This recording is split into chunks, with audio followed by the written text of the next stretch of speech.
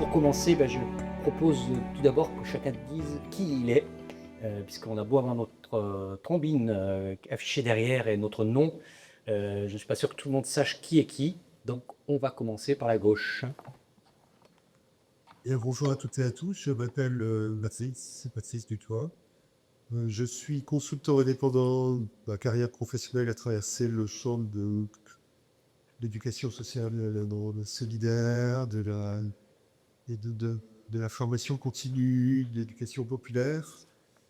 Euh, j'ai mis en place également des conseils auprès de collectivités ou auprès d'élus pour lesquels j'ai travaillé. Et je travaille actuellement pour la Fondation pour le logement des défavorisés, donc l'ancienne Fondation Abbé Pierre, qui m'a sollicité pour observer plusieurs lieux en France, des lieux singuliers, des lieux que la Fondation n'arrive pas à caler ou à caser dans un certain nombre de mots. Et on a fait un premier rapport, d'ailleurs avec Salika et Ibec, on s'est retrouvés autour de ce rapport à Avignon, Monsieur de Riyad, avec l'ensemble des lieux, et on va vraisemblablement cheminer vers un plaidoyer ou une charte. Ouais. Donc, d'abord, je vous dis, je ne suis pas un spécialiste des seniors et du troisième âge. Par contre, le travail que j'ai fait sur le Kawa m'a inspiré des réflexions que je vais vous relater. Bonjour, moi je suis au plan, je suis pas une spécialiste, je suis une vieille.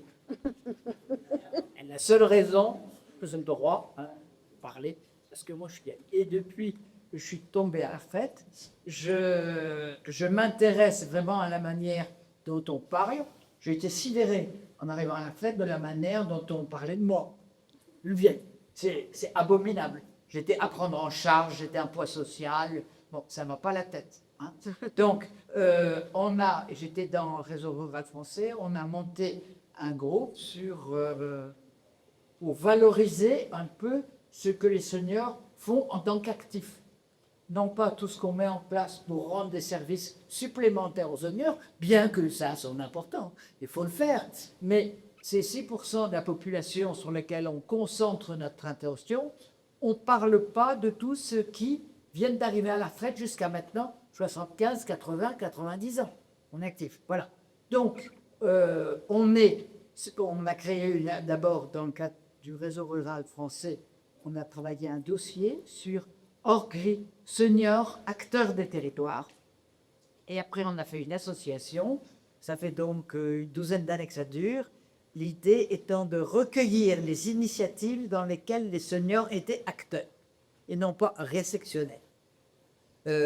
Acteurs principaux, sinon initiateurs, mais au moins actifs. Et bien, il y en a des temps. Et on l'a fait donc, on est une databank. En gros, on a un blog, on a une databank sur les initiatives des seniors, mais aussi sur tout ce qui se passe au niveau législatif, parce qu'il faut suivre, ça change très vite. Et on croise des tas de gens qui travaillent sur le sujet, qui est bien.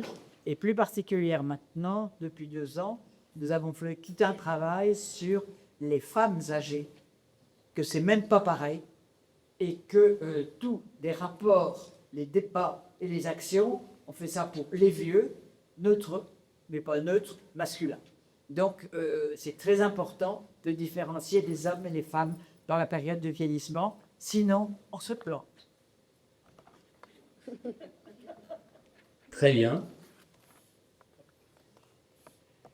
Alors, je connais Odile depuis très longtemps, puisque ça ne me rajeunit pas tout ça, puisqu'effectivement, elle tient à cette fonction de veille, et ça, je trouve ça assez extraordinaire de toujours suivre ce qui se passe, et pas être sur une vision effectivement passéiste des choses. Ça me paraît vraiment une qualité au-delà de hors gris, que je peux reconnaître à Odile Klein.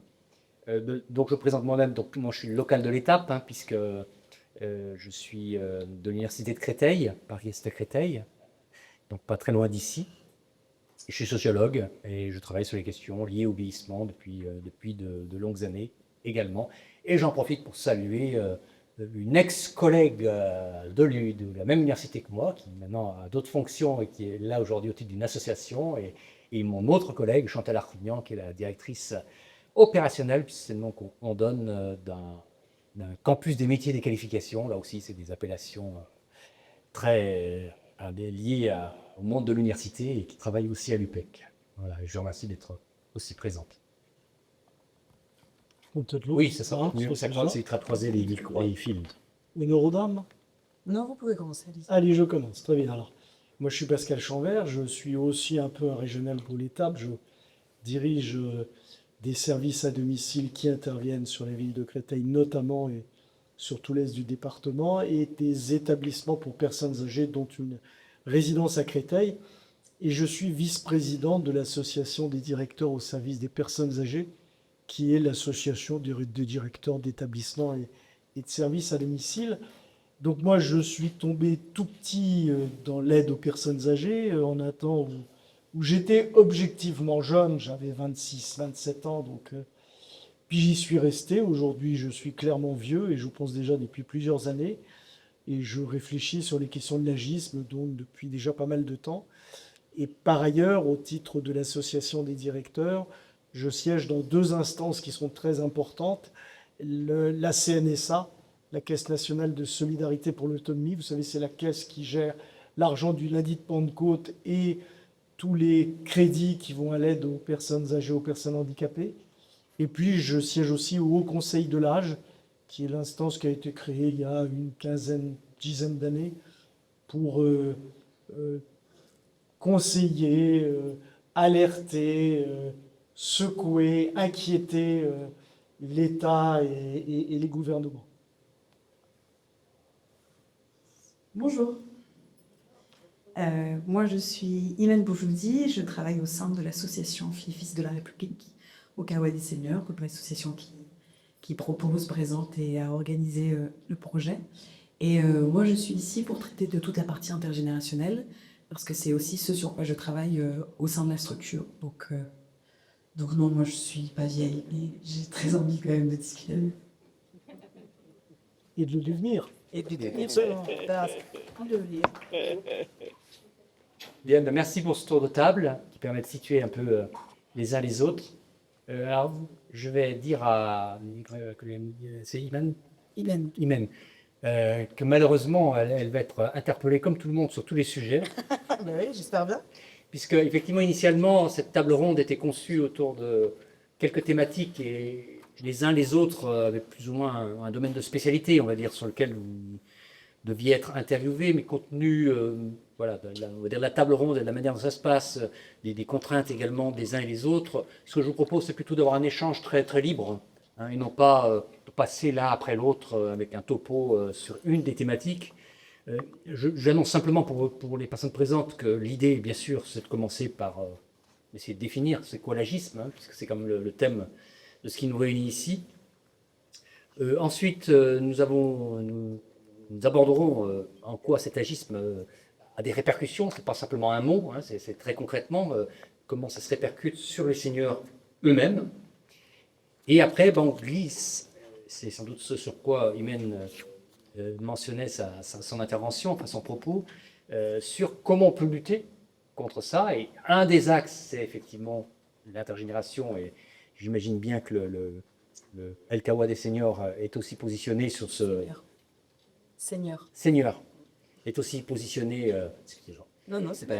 sur ce créneau. Et enfin, plus globalement, on avait aussi une réflexion sur la société et sur la société inclusive. Voilà, donc on va commencer par le commencement, hein, de quoi parlons-nous? Après avoir dit qui parle, maintenant de quoi parlons-nous? Nous parlons de l'agisme. Et donc, ce que je vous propose, voilà, c'est pas forcément ce qui était prévu initialement, mais plutôt assez librement de nous dire la manière dont les uns et les autres définiriez, percevez ce terme dont on parle de plus en plus. Alors moi, je l'introduis simplement en disant qu'on en parle de plus en plus de l'agisme, puisqu'il y a eu plusieurs rapports hein, sur ces questions-là, on va dire, depuis quelques années. Mais ce qu'on va rappeler comme tout prof qui se respecte, c'est que le terme, et c'est ce qui est rappelé dans tous les manuels ou autres sur l'agisme, c'est 1969. Pour la première fois, on a un gérontologue qui utilise ce terme, dans une revue scientifique qui s'appelait pas, alors là la revue étant en langue anglaise, on ne disait pas agisme, mais edgeisme. Edgeisme. C'était Robert Butler. Et donc voilà, donc c'est un terme qui n'est pas nouveau. Bon, c'est pas nouveau. La seule petite chose que je pourrais dire en introduction, c'est que la nouveauté, c'est que quand ça a été utilisé par ce fameux gérontologue Robert Butler en 1969, c'était l'agisme, sous-entendu la dépréciation des plus âgés. Et depuis, la définition s'est élargie. Alors après, tout dépend de qui l'utilise, évidemment. Chacun l'utilise un peu comme il l'entend, mais c'est la dépréciation vis-à-vis des plus jeunes ou des plus vieux. Hein. On est sorti de la dimension gérontologique de départ, considérant que dans les sociétés modernes, elles ont tendance à déprécier, à stigmatiser, du fait de l'âge, des populations, mais ce n'est pas réservé, en quelque sorte, aux plus âgés. Pour ce petit préambule ayant été fait, je laisse la parole aux uns et aux autres, si vous voulez nous donner votre vision de ce qu'est l'agisme, ou de la manière dont vous le définiriez, du point de vue qui est le vôtre. Je vais commencer. Eh bien, allez. Moi, je définirais l'agisme comme une discrimination, déjà. Je pense que je commencerai là-dessus. Où on se base sur certains, comme tout type de discrimination, sur certains préjugés ou clichés qui clivent, en fait. Et on a tendance à penser qu'il n'y a que les deux âges, qu'il y a les jeunes et les vieux. Et en fait, c'est pas vraiment ça. C'est pas vraiment le cas. Mais je pense que je définirais aussi l'agisme sur le fait de ne pas avoir non plus connaissance des dynamiques, des générations, des réalités que vivent certaines personnes en fonction de l'âge qu'elles ont. Que ce soit du coup des personnes plus âgées ou des personnes un peu plus jeunes.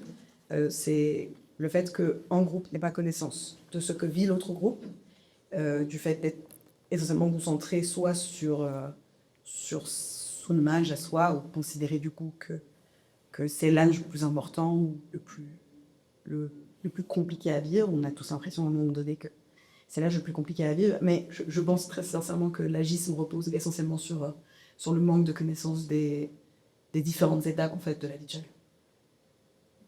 Merci.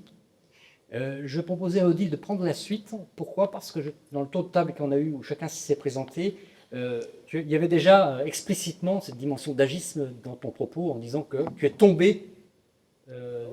Voilà. Donc je pense que tu as toute légitimité pour prendre la parole. L'agisme, le mot a vraiment été pris en compte dans un grand rapport de l'OMS en 1922. Et à une période et il est mondial. C'est-à-dire qu'on déprécie, on ne tient pas compte, on n'a pas... Alors, il faut vous dire quand même que la première fois on a parlé des populations vieux dans la société, regardez les textes, ça s'appelait les vieillards. Alors, dur à mettre au féminin, vieillarde, c'est mais c'était vieillard. Donc, il y a un truc sur lequel j'insisterai beaucoup, c'est le changement de vocabulaire. On est tous agistes dans nos propos et dans nos mots. Je voudrais, tiens, va donner quelques... Prends les organisations, tiens, va donner quelques... Ah, c'est moi qui y vais? Oui, oui. C'est la plus jeune. Et ça, c'est pas de la geste. Attendez, on a le droit d'en garder un. Oui, oui, oui, tiens. Alors, étonnement. Donc, moi, je joue avec les groupes. J'ai donc été regarder dans le dictionnaire des synonymes. Il vous demande, je vais les lire un petit peu, je vous demande, alors il y a 3-4 dictionnaires.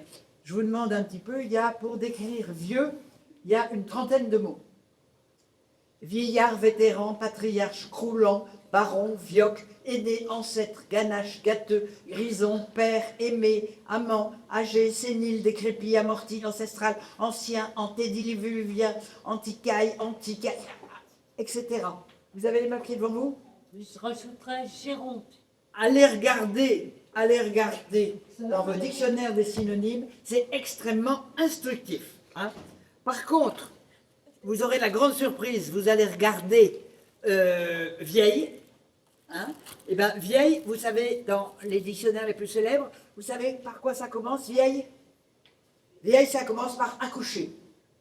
Hein? Eh oui, mais il y a une grosse différence dans le sens des mots. Hein. C'est pas. Oui, accoucher, ancêtre ancestral, ancienne, antique, dépassée, désuète, etc. Périmée. On est d'accord, oui. Ça, après la ménopause, on est toutes périmées, les filles. Rombière, tour, etc. Ménopausée, en effet, à ménopause, tout de suite, vous voyez le mot vieilli, vieillissement. Regardez bien les mots, pourquoi? Parce que vous les utilisez. C'est tout. Si vous voulez lutter contre l'agisme, appelez vieux, vieille. Prenez des mots neutres. Le maximum des mots dans les dictionnaires sont négatifs.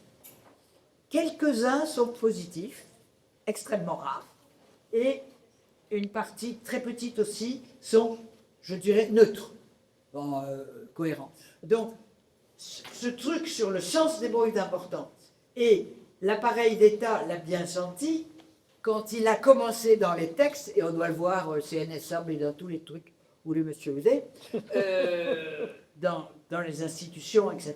C'est-à-dire, on n'utilise plus dans les textes officiels le mot vieillard. Hein, c'est un peu moins. Et il y a des tas de mots comme ça qui ont été aménagés. Le changement de mots, je trouve plus de papier, il y avait trop de trucs pour vous. On est passé on a abandonné la notion de prise en charge pour accompagnement. Il y a des tas de mots qui ont essayé de diminuer, d'atténuer ou de faire passer ce sentiment d'infériorité, de dépendance et de vieux dans le sens négatif. Voilà. Donc, vous avez quand même 3 gros éléments dans l'agisme, c'est-à-dire le classement, le mépris, le recul par rapport à la notion de prendre de l'âge. Il y en a un qui est institutionnel, et vous verrez dans les textes que le mot, alors on se moque, on dit on donne un autre mot à la place d'un mot, c'est pas vrai. Le mot est important. Hein, choisir un mot qui correspond et qui n'est pas négatif. Deuxièmement, il y a celui de la société tous les jours, quand les enfants, alors ça peut être sympa, on dit mon vieux, on dit ma vieille, ça n'est pas toujours antipathique. Hein. Pour moi, c'est un peu un compliment quand j'appelle le chat mon vieux ou mon vieille. Mais donc il y a un de tous les jours, c'est ce que vous avez dans les mots, et faites attention à ce que vous, les enfants et vos proches, faites gaffe aux mots que vous utilisez. Et le troisième, c'est l'auto-agisme. C'est-à-dire les personnes qui ont pris de l'âge et qui vous disent « moi je peux plus, parce que c'est plus pour moi, je peux plus le faire ». Et cet auto-agisme est autodestructeur des initiatives. Voilà, je sais pas. Donc, je voulais vous donner, moi, quand je veux faire un atelier sur l'agisme, je prends ces fiches, il y a vieux, il y a vieille, il y a un autre mot qui est horrible, horrible, c'est le mot retraite. Le mot retraite, il est repli sur soi. Enfin, vous savez comment se dit retraite en espagnol? Jubilation. Ça se dit jubilación. Si nos maisons de retraite s'appelaient les casas de jubilación, il y aurait peut-être moins d'appréhension pour rentrer dedans. Et peut-être laisser changer quand même des pratiques. Donc, moi j'insisterai beaucoup sur l'agisme est porté par nos vocabulaires, nos mots, dans les institutions, dans notre langage courant avec notre voisinage, et les gens vis-à-vis d'eux-mêmes. Vous rencontrerez beaucoup de gens qui se déprécient parce qu'ils sont vieux, et après ça, ils ne peuvent plus rien faire, puisqu'ils sont persuadés qu'ils sont incapables. Bon, c'est même pas vrai, hein, parce que dans chaque personne, il y a des possibilités, et le travail que nous on fait, c'est considérer que les personnes âgées sont des ressources pour la société, et c'est un fait. Voilà, c'est déjà beaucoup. C'est très bien. C'est très bien, c'est très clair, très concis, très percutant. Donc l'agisme, Les mots, fait voilà, bien. on a compris. L'agisme se trouve une de ses origines, en tout cas dans les mots. Mais mon voisin de droite, que j'ai déjà entendu sur la question de l'agisme, va nous dire que certes, elle a raison, je pense qu'il va dire ça, mais il va dire également que l'agisme, ça se retrouve aussi dans les gestes, dans les interactions, dans des choses beaucoup plus insidieuses sans doute. Alors, ah bah, il y a un autre micro. Ah oui, il y en a un autre. Allez, hop. Bien, qu'est-ce que je vais dire? Je vais d'abord dire que je suis d'accord avec mes deux prédécesseuses. D'abord, l'agisme, c'est une discrimination comme les autres. Et ce qui est important, et c'est ce qu'a dit Iman. Iman, alors c'est écrit Mat. Ça s'écrit Iman, ça se lit. Très bien, c'est vous qui savez. Exactement. Donc c'est ce qu'a dit Imen, c'est-à-dire que c'est deux catégories qu'on considère comme unifiées. Il y a les blancs, les noirs, les juifs, les non-juifs, les hommes, les femmes, les hétéros, les homos, les jeunes, les vieux. Comme si tous les jeunes étaient une catégorie unifiée, comme si tous les vieux étaient une catégorie unifiée. Et ça, c'est commun à toutes les discriminations. La deuxième discrimination, le deuxième point commun qu'a dit Imen, c'est la méconnaissance des deux groupes. Et puis, je suis parfaitement d'accord avec ce qu'a dit Odile sur le vocabulaire. Et d'ailleurs, je parlais tout à l'heure du Haut Conseil de l'âge, et nous sommes en train de travailler au Haut Conseil de l'âge pour une deuxième fois, on avait déjà commencé il y a 6 ans, sur le vocabulaire. Le vocabulaire est extrêmement important. Je suis parfaitement d'accord avec ce qu'a dit Odile Plan. Le vocabulaire, il est important parce que il dit l'agisme ou la discrimination et il la renforce. C'est le géographe Hervé Lebras qui a une phrase que j'aime beaucoup.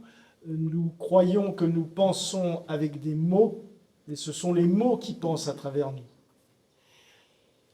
Un autre élément commun entre toutes les discriminations, ça c'est issu des travaux des universitaires féministes, c'est l'idée de l'intersectionnalité. C'est-à-dire que les discriminations se croisent. S'agissant de l'agisme, les discriminations, elles se croisent évidemment avec le sexisme, parce que dans un pays comme le nôtre, et on le voit bien à la salle, les vieux sont des vieilles. Et c'est comme ça d'ailleurs, je dis dans un pays comme le nôtre, mais c'est comme ça d'ailleurs partout dans le monde, quelle que soit la civilisation. C'est un premier élément. Et puis, on ne vit pas de la même façon quand on est âgé et qu'on est riche ou qu'on est pauvre. Donc là, il y a aussi un autre élément d'intersectionnalité. Mais il y a une troisième, alors, évidemment, on peut décliner toutes les discriminations, être vieux et homosexuel, c'est pas la même chose que d'être vieux et hétéro, mais il y a une autre discrimination sur laquelle il faut s'apesantir quelques instants, c'est le validisme. Le validisme, c'est-à-dire que les personnes valides valent mieux que les personnes handicapées. De toute façon, toute discrimination, elle est basée sur une norme. Il vaut mieux être ceci que cela, il vaut mieux être en bonne santé et pas handicapé que handicapé. Alors, il y a des progrès dans une société comme la nôtre. Toutes ces discriminations, elles sont listées par des textes officiels et la République française appelle à lutter contre toutes ces discriminations. Le problème, c'est que si je tiens ici des propos sexistes, racistes, homophobes, antisémites, vous allez tout de suite les repérer.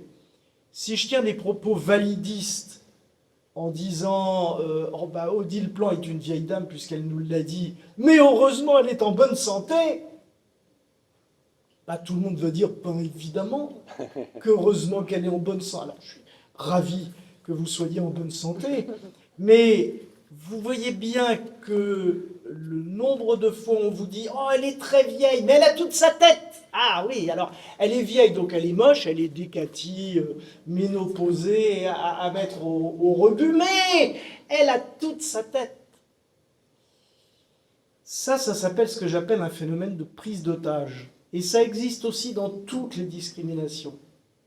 C'est que dans le groupe discriminé, on va en reprendre une partie en disant « Bon, eux, oui, bien sûr, bon, Odile n'est qu'une femme. Bon, on est bien d'accord, cher Dominique. Mais elle tient des propos intéressants. Donc, Odile est l'homme la plus intéressante de cette tribune. Enfin, avec Imen. Bon, il y a 2 hommes vraiment intéressants à cette tribune, c'est Odile et Imen. C'est-à-dire qu'en fait, un homme masculiniste ne va accepter des femmes qu'à certaines conditions et il les prend en otage en disant que ce sont des femmes. Le bout du bout de la prise d'otage, parce qu'il faut toujours comprendre les gens qui vont jusqu'au bout d'une discrimination. C'est eux qui nous permettent de voir... Parce que c'est compliqué de voir l'agisme dans un pays comme le nôtre, parce qu'on est tous agistes.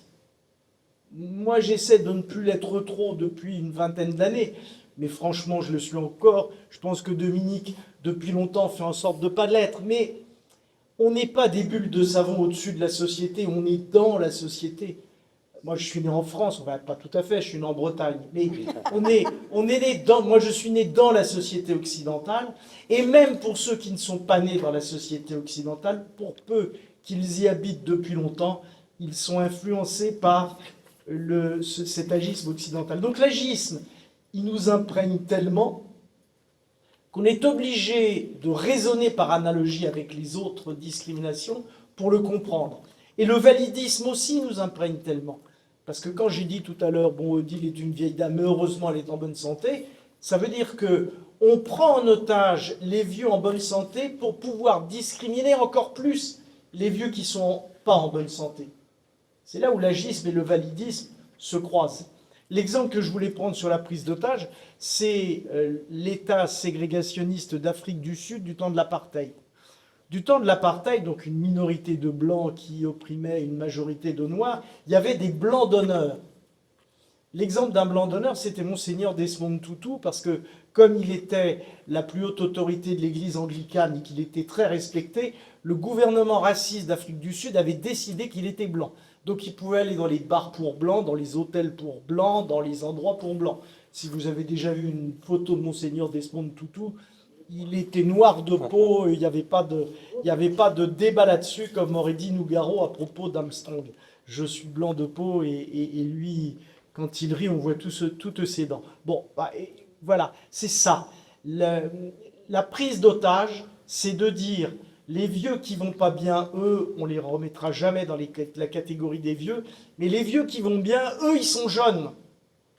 D'ailleurs, écoutez le prochain interview d'Edgar Morin ou de Lynn Renault, vous aurez droit à « Chère Lynn, vous êtes la plus jeune de nous tous ». Edgar Morin, vous êtes un jeune homme, il a 102 ans, le monsieur. Hein. Bon, quand Stéphane Hessel est mort, et j'en finis là, il y a un certain nombre de journalistes qui ont réussi à titrer « La mort d'un jeune homme ». Il est mort à 85 ou 90 ans, quoi. Bon, vous voyez, c'est ça. Le fond de l'agisme, c'est à la fois cette idée que ça imprègne complètement notre société, que c'est complètement lié au mode occidental, que ça a plein de points communs avec les autres discriminations. Après, il y a quelques spécificités, mais j'en reste là et j'écoute mes autres collègues. Alors, avant de donner la parole à Patrice Dutoit, il se trouve que j'ai quelque chose à raconter, puisque même si je suis animateur, régulateur, j'ai aussi 2-3 petites bricoles à dire sur le sujet.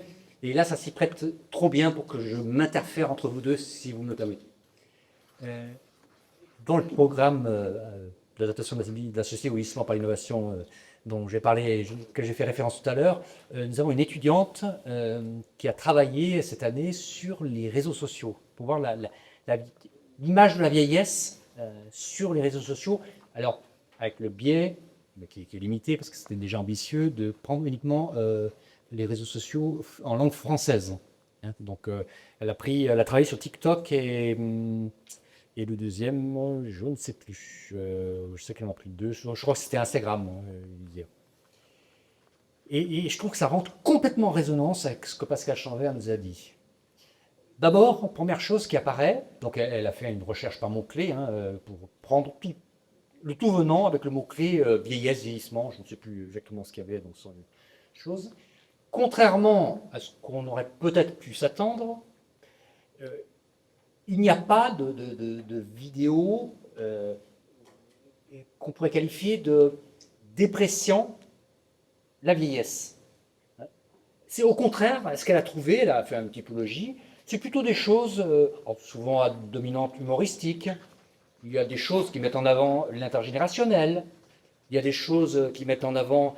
bon, je n'avais pas préparé d'en parler, donc je n'ai pas révisé avant de venir, mais enfin, en tout cas, c'était plutôt des aspects soit neutres, soit au contraire plutôt positifs sur le vieillissement. Donc ça allait à l'encontre de ce qu'on s'était dit quand on a commandité cette recherche en se disant, je suis sûr qu'il y a des gens qui se lâchent sur les réseaux sociaux et ça contribue à cette image, à cet agisme ambiant. Ça, c'est le constat numéro 1. Mais en réalité, si on a la grille de lecture qui vient de nous être donnée, il y a toute une partie des posts vidéo, etc., qui en fait parle du vieillissement en montrant des super vieux.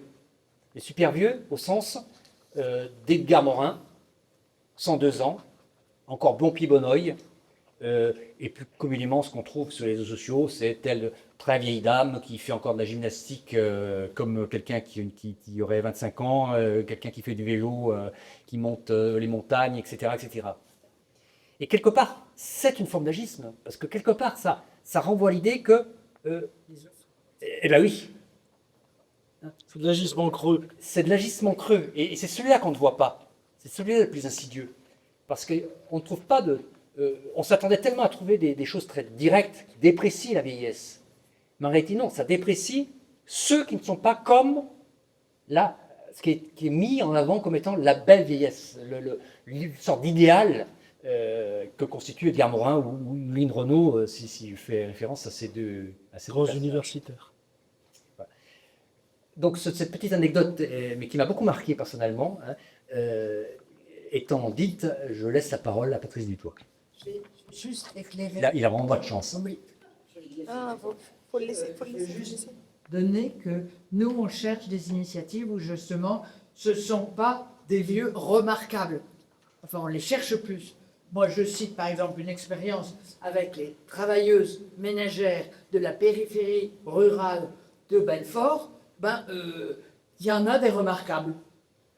Deux. Parce qu'elles font des choses extraordinaires. Voilà. Donc, on peut trouver des choses extraordinaires chez des gens ordinaires. Bien, merci. Écoutez, moi, je ne pourrais pas parler de l'agisme comme vous en parlez, puisque c'est moins mon domaine que le vôtre. Par contre, ce que je vais relater ici, on retrouvera peut-être des choses relatives à l'agisme. C'est pourquoi ici, autour de la table, et chez Alkawa, on est chez des seniors et non pas chez des seniors. Je vais essayer de bien vous expliquer. Alors, ma prise de parole s'appuie sur des échanges que j'ai pu avoir avec Abdelkader, Jerzia, Farda, Chantak, Fatiba, Dakpla, Mbat, Sakka, Eti et d'autres. J'ai donné quelques échanges et quelques paroles brutes que j'ai reprises tout à l'heure avant le colloque. Ici, au Kokawa, je peux enlever les choses tristes de mon cœur. Ici, c'est comme à la maison, c'est comme une famille. Ici, c'est pas violent par rapport à tous les autres lieux de seniors. C'est pas violent ici, ça permet l'intimité. Ici, on n'a pas besoin de parler. Ici, ce qui est bien, c'est qu'il n'y a pas de race, il n'y a pas de religion. Ici, c'est que des amis. Et ici, quand il y en a un qui part, ici, à El Gawa, célèbre. Quand on a perdu Poussa, par exemple. Et tu te rappelles de Gisèle, on le célèbre et on mange ensemble. Ici, pourquoi? C'était pas prévu comme ça. Je devais déménager, bailleur social avait répondu à ma compte, mais à cause d'ici, je reste. Alors, j'ai déjà évoqué à plusieurs reprises, et Salika et Iman vont m'en excuser, les sorties que j'ai vécues avec les seniors au musée Guilbet, où y étiez, Flati, en fauteuil. C'est Caddy. Caddy, en déplacement métro, par la ligne 8, 50 minutes. 50 minutes pour arriver au musée Guilbet. Déambulation à pied au milieu des gens, on porte les fauteuils, on se débrouille. Minutes de marche, on s'aide pour les fauteuils et on soutient les mobilités les plus réduites. Le groupe est joyeux, les vêtements sont colorés, le groupe est concentré. La conférencière arrive, elle est légèrement étonnée. Vraiment, elle est passionnée par son métier. On est sur une exposition très pointue, très pointue, puisqu'on est sur une exposition qui relate les bijoux et l'or des sociétés peintes du XVe siècle, en Chine. Expo très pointue. Elle est légèrement étonnée, mais elle y va. Elle donne les casques, 1h30 d'expo avec les écouteurs. Et là, un moment de magie, un véritable moment de magie. Alors, on a eu des cultures qui se sont croisées, des traditions qui se sont respectées, un dialogue et des regards avec les œuvres qui sont faites sans filtre, de cœur à cœur et de connaissance à connaissance. Impressionné, la guide, en fin de visite, regarde le groupe. Et après un moment de silence, vraiment un moment où elle rentre d'elle, dans un vrai respect, elle s'adresse à l'une et à l'autre du groupe en disant tout simplement « Il n'y a que vous, mesdames, qui puissiez mettre vos bijoux au nord sur vos coiffes pour venir visiter cette exposition. » Et quand elle me dit ça, la guide, elle me dit que le groupe est venu vraiment et resté en osmose avec l'art chinois du XVe siècle et a dialogué de culture en culture. Qu'a dit avec ses bijoux qui venaient du Mali, et d'autres, on a eu un véritable dialogue, un dialogue silencieux mais réel. Qu'est-ce qui fait inclusion dans tout ça? Qu'est-ce qui fait inclusion pour que les seigneurs puissent être des seigneurs? Alors l'inclusion, au sens un peu littéral du terme, je ne vais pas faire un cours sur l'inclusion, c'est quand l'environnement, la société, les lieux permettent à toutes les richesses, à toutes les différences de vivre ensemble. L'inclusion, c'est produire du commun ensemble, on fait ensemble. On fait avec tout ce qu'on est et en étant chacun de nous-mêmes. L'inclusion, c'est faire la vie, tout simplement, et au Kawa, on fait inclusion, c'est faire société dans le respect de chacun, pour que chacun soit ressource. Et les seigneurs au Kawa sont des véritables ressources, des richesses de société, on en parlera. Et pour que chacun mette sa part d'humanité dans le global. Qu'est-ce qui me frappe chez le Kawa? Pour l'inclusion des plus âgés, pour l'inclusion des seigneurs, et non pas des seniors. Premièrement, le Kawa propose un accueil inconditionnel, ce qui n'est pas le cas de beaucoup de lieux en France, y compris pour les personnes âgées. Alors c'est quoi un accueil inconditionnel? C'est un accueil où on ne demande rien. On peut rentrer, on ne demande rien. Pas de papier, pas de ressources, rien. On peut rentrer pour se poser, on peut rentrer pour écouter, on peut rentrer pour boire un café, on peut rentrer pour parler, on peut rentrer pour rentrer en soi-même. C'est tout. On ne demande rien. Deuxièmement, le Kawa est un lieu qui est à hauteur de société. Alors, beaucoup d'urbanistes disent qu'une ville, pour être véritablement agréable et pour qu'on puisse vivre la ville, la ville doit être conçue à hauteur d'enfant.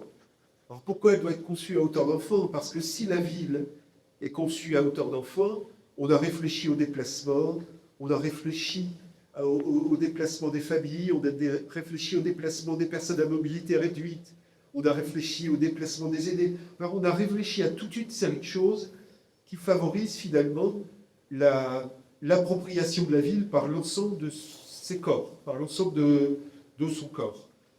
Ce qui est fabuleux au Kawa, c'est que le Kawa est conçu à hauteur de société. Alors, sans faire de genre, je dirais, parce que c'est plutôt dans l'expression populaire, le Kawa est conçu à hauteur d'homme. Comme la ville devrait être conçue à hauteur de l'enfant. Alors le Kawa, c'est un lieu qui rend visible les seigneurs, qui les rend visibles aux autres lieux, mais qui rend visible les seigneurs également à eux-mêmes. C'est-à-dire que la force du Kawa, c'est que les seigneurs sont visibles de la ville. D'ailleurs, c'est un café à front de rue, mais sont visibles à eux-mêmes également, par tout ce qui se produit dans le Kawa. Quatrièmement, le Kawa, c'est un lieu qui efface l'effacement social. On en parlera peut-être tout à l'heure, mais on a d'autres lieux, personnes âgées, qui peuvent renforcer cet effacement social. Le Kawa efface également l'effacement intime, puisque le Kawa permet l'expression de cette intimité et la reconnaît. Et le Kawa efface l'oubli de soi, puisque dans le Kawa, on y est parce qu'on est EST, et parce qu'on est un être. Le Kawa, c'est un lieu qui fait résilience, et c'est très important pour les seigneurs. On en a beaucoup discuté, puisque c'est un lieu qui permet de faire vie avec et sur nos souffrances, et qui permet de construire avec et sur nos souffrances, et sans que cela constitue un problème, mais plutôt en constituant cette question de résilience comme force, comme véritable énergie. 6e point, le Kawa, c'est un lieu qui ne sépare pas, qui ne catégorise pas, qui ne cloisonne pas.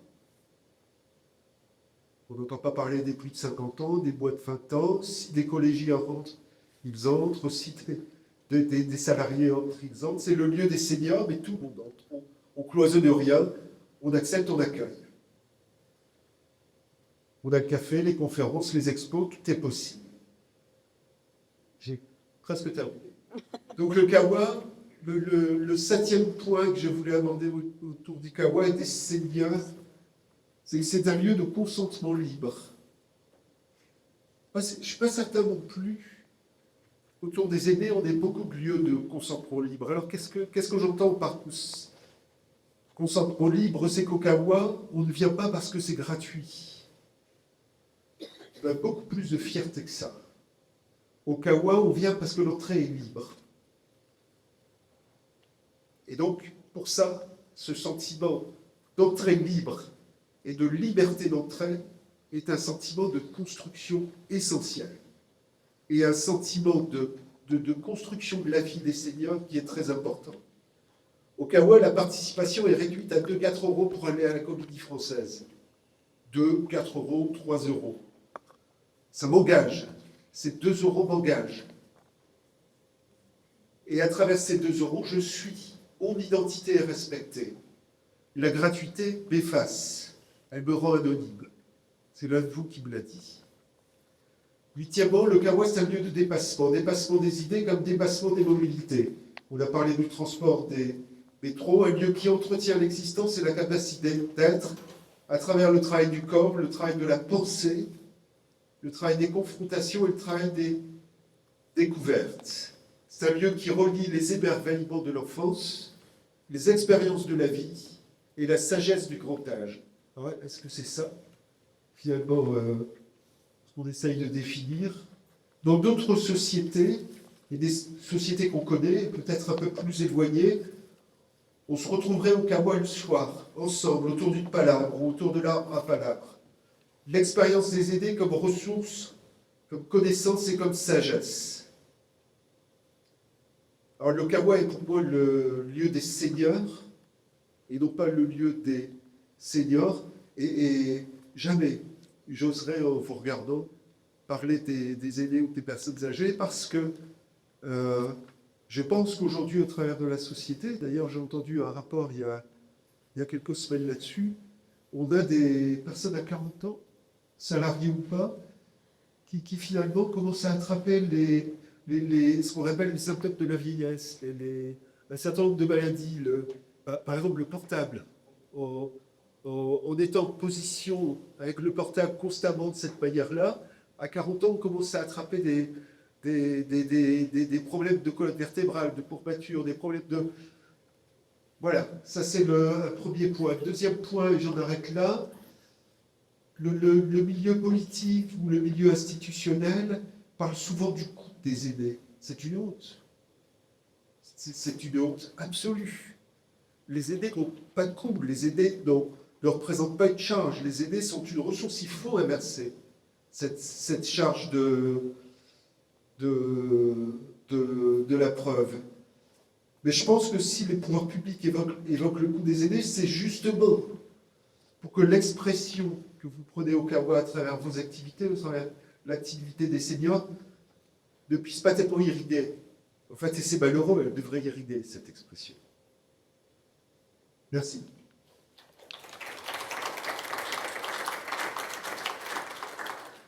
Alors, il ne vous aura pas échappé que, alors que nous évoquions plutôt effectivement l'agisme, ici on a une vision beaucoup plus positive sur ce qu'il serait possible de faire sur la base d'une expérience que manifestement Patrice Dutoit connaît bien, qui est le El Kawa, des seigneurs, non pas des seniors.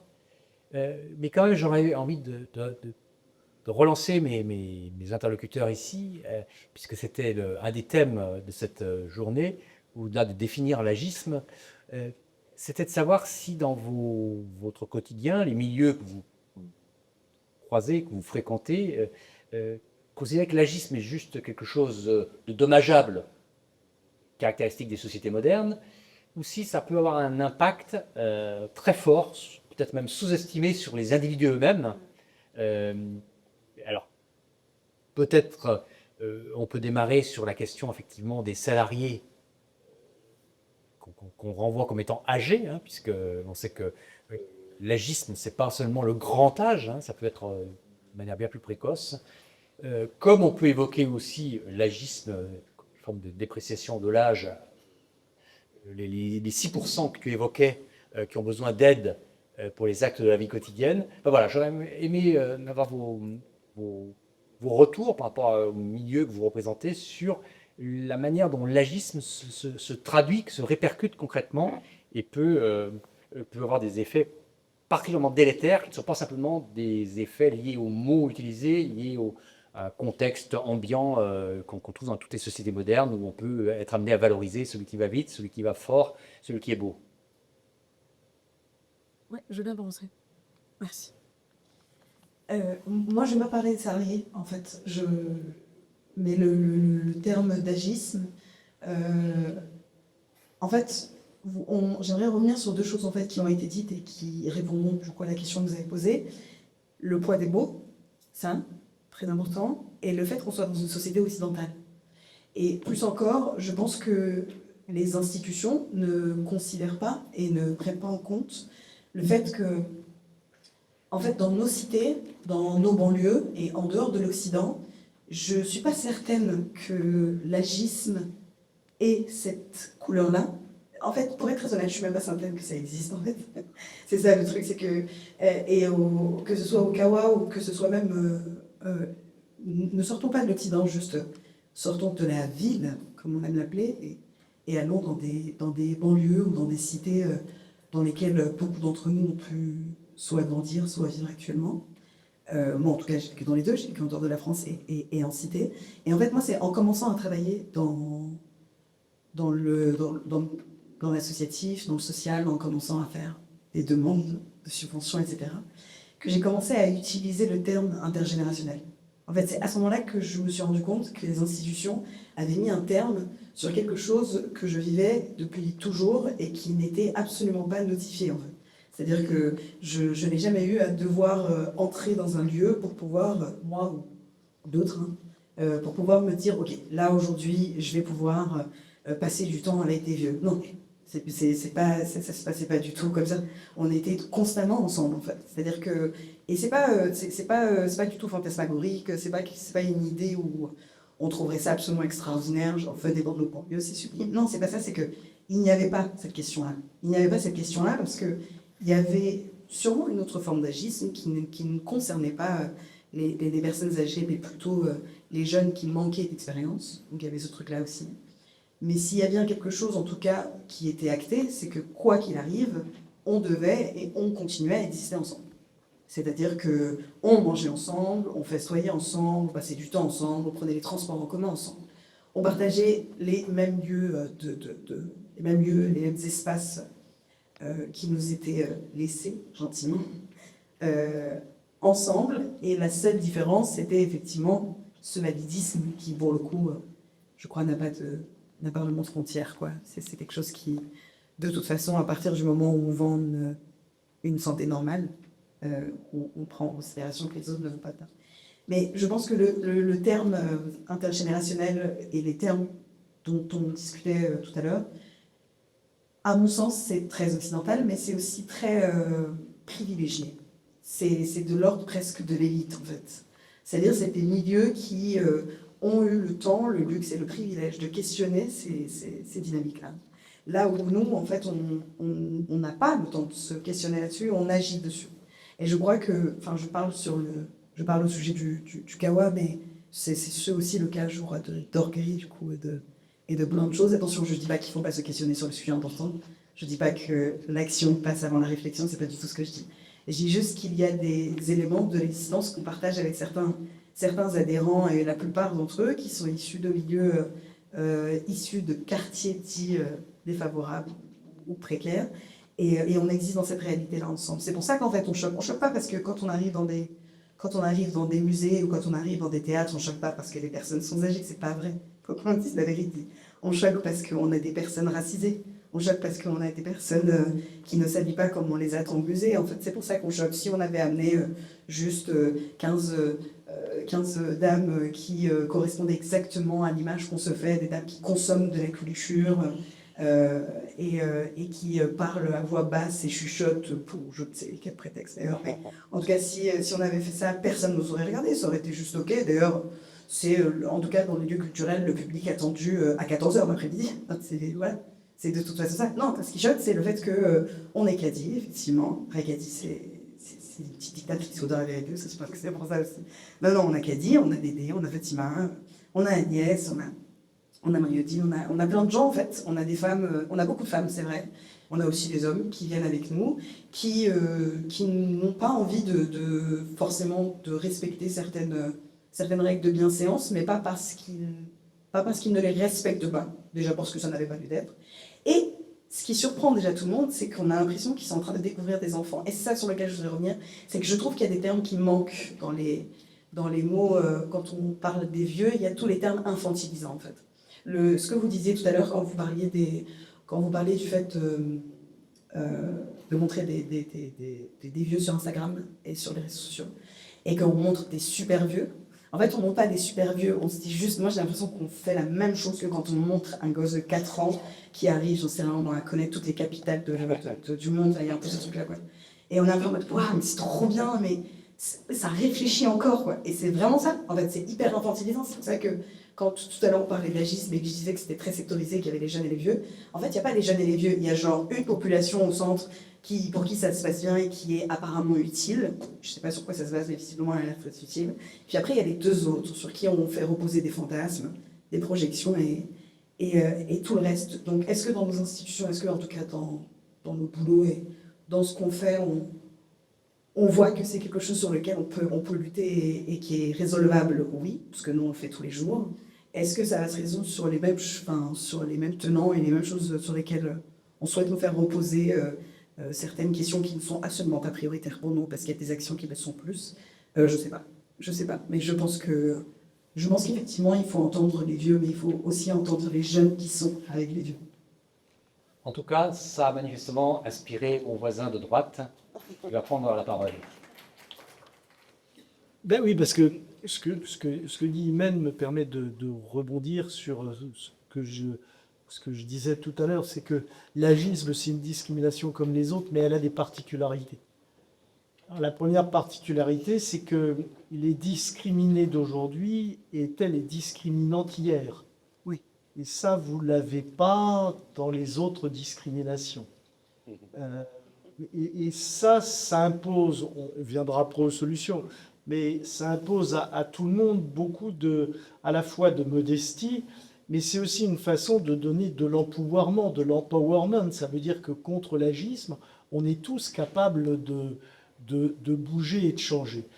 La deuxième chose, et là aussi on peut tous changer, c'est que les vieux sont souvent agistes. Odile l'a dit tout à l'heure.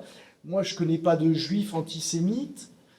Alors, je connais quelques femmes masculinistes à travers les réseaux sociaux, mais je ne suis pas trop les conneries qu'elles racontent. Mais elles sont quand même ultra minoritaires et ultra politisées pour des raisons qui n'ont rien à voir avec la lutte contre le sexisme. Donc, en fait, c'est, je crois, la seule discrimination où on a une population discriminée qui est elle-même discriminante, parce qu'elle l'a été, mais aussi parce qu'elle le reste. Et puis, le troisième élément sur lequel je voudrais insister un peu plus, à la suite de ce qu'a dit Imen, c'est que le propre de l'agisme, et alors ça, l'OMS le montre dans ses rapports, c'est que l'agisme, il est occidental. Alors c'est compliqué quand on dit qu'il est occidental, parce que Imen dit, c'est pas l'agisme des beaux quartiers, c'est pas l'agisme des banlieues, et l'agisme des métropoles, c'est pas l'agisme des campagnes, mais surtout, l'agisme n'est pas le même sur toute la planète. En fait, si on prend la société traditionnelle, et des sociétés traditionnelles, il en existe de moins en moins. Si on prend une société traditionnelle telle qu'on peut l'imaginer encore dans quelques villages africains, quelques villages du centre de l'Amazonie, c'est-à-dire des civilisations qui ont peu de contact avec le monde occidental tel qu'il vit aujourd'hui. On pourrait parler aussi des aborigènes en Australie, mais eux, ils sont de moins en moins nombreux à ne pas être en contact avec le monde occidental. Dans la société traditionnelle, on sait qu'il faut bien s'occuper des jeunes, que les jeunes sont fondamentaux pour le groupe, parce que les jeunes, c'est l'avenir du groupe. Désolé, mais c'est pas nous quatre qui allons faire la France de dans 40 ans, même dans 30 ans. Bon. Donc, l'avenir de la société française, c'est ceux qui, aujourd'hui, ont moins de 20 ans, peut-être moins de 30 ans. L'avenir du groupe, c'est donc les jeunes. Ce que, par contre, l'Occident a totalement oublié et que la société traditionnelle sait, c'est que l'avenir de chaque membre du groupe, c'est d'être vieux. L'avenir d'Imen, qui est jeune, c'est d'être vieille. On lui a souhaité tout à l'heure d'être vieille. Et ça, malheureusement, l'Occident l'oublie. Donc l'Occident dit l'avenir de la France, c'est la jeunesse. On oublie que l'avenir de chaque Français, que de chaque personne qui vit en France, c'est d'être vieux. Et c'est ça qui fait des sociétés occidentales. En partie, il y a plein d'autres choses. Mais c'est ça qui fait que les sociétés occidentales, elles sont aujourd'hui complètement déboussolées. Parce que si on pense, quand on a 40 ans, que c'est dramatique d'en avoir 50, quand on a 50, que c'est dramatique d'en avoir 60, quand on en a 60, etc., ça veut dire que, à part ceux qui ont moins de 27, 28 ans, et encore, j'ai une fille qui a 32 ans qui m'a expliqué comment certaines de ses copines ont vécu comme un drame le passage des 30 ans. Je lui ai dit, elles sont mal barrées, tes copines. Si à 30 ans, elles n'acceptent pas de vieillir, elles n'ont pas fini, ou alors elles meurent à 35 ou à 36. Quoi. C'est Molière qui disait, le meilleur moyen de vieillir longtemps, c'est d'être vieux.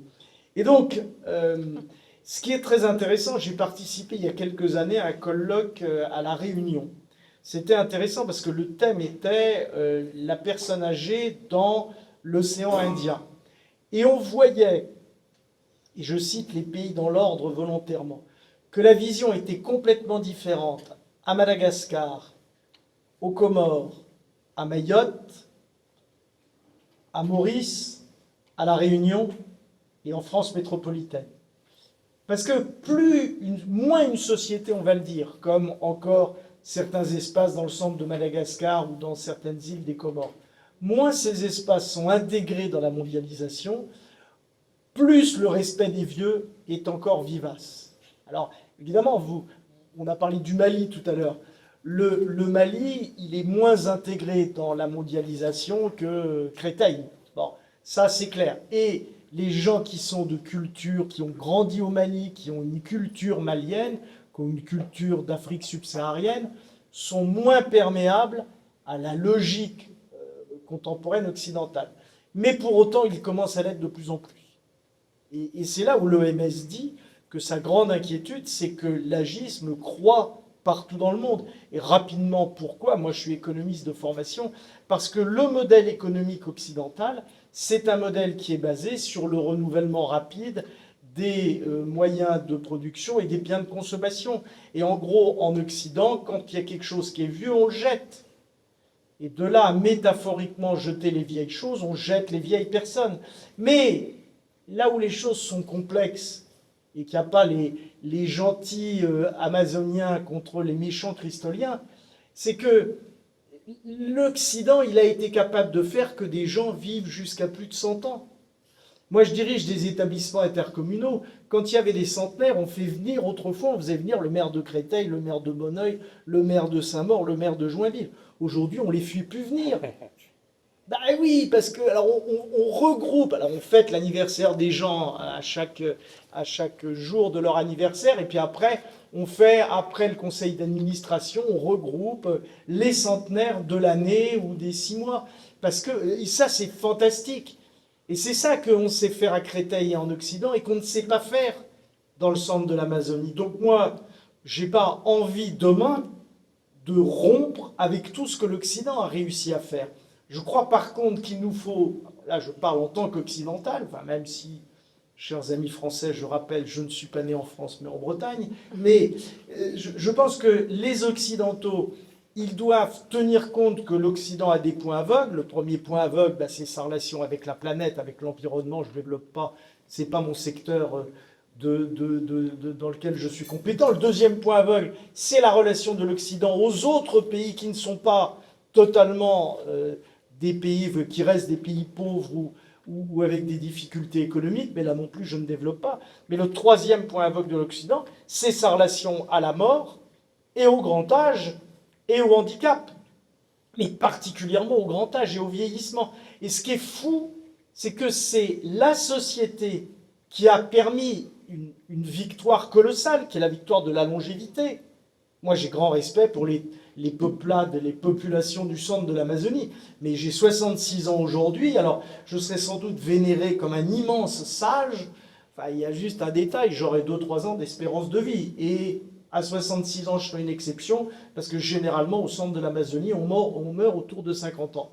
Donc, il faut bien voir ce que l'Occident a réussi à faire, et il faut partir de ça, s'appuyer sur ce que d'autres traditions n'ont pas oublié, que nous savions en France. En France, il y a 500 ans, le vieux était beaucoup plus respecté qu'il est aujourd'hui, mais on avait beaucoup moins les moyens économiques de faire qu'un vieux bien respecté intellectuellement soit aussi bien respecté dans sa quotidienneté et sa vie de tous les jours. Parce que dans la société du centre de l'Amazonie, le vieux, il est peut-être honoré et respecté, mais quand il y a une famille, bah, il va probablement mourir plus vite que les autres, et puis il meurt de toute façon, même respecté, je l'ai dit tout à l'heure, à 50 ans, peut-être exceptionnellement à 60.